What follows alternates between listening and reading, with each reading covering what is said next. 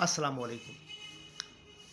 آج ایک اہم بات کی طرف آپ کا دھیان متوجہ کرنا چاہتا ہوں۔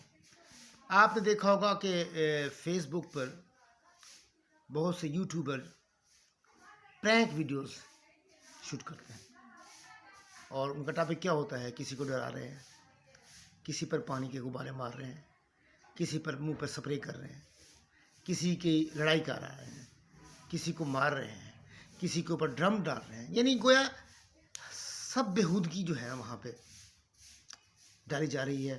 اور یہ بات جتنا بری ہے اس سے بری یہ ہے کہ ہم اسے دیکھ بھی رہے ہیں۔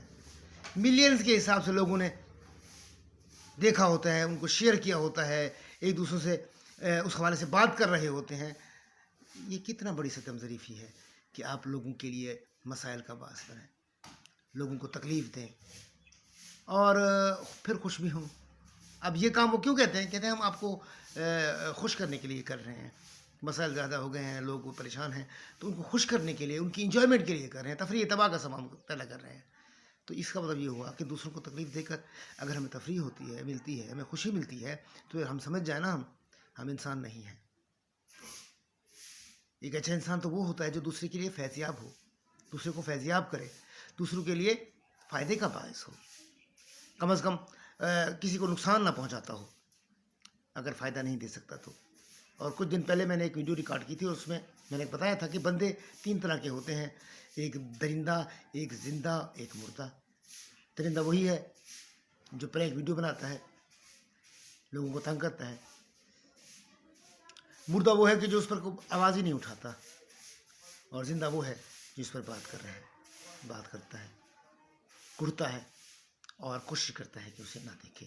آج کا دن جناب رسالت مآب صلی اللہ علیہ وآلہ وسلم سے منسوب ہے۔ آج کے دن آپ اس دنیا میں تشریف لائے تھے، اور انسانیت کی فلاح کے لیے آپ نے کارہائے نمایاں سر انجام دیے۔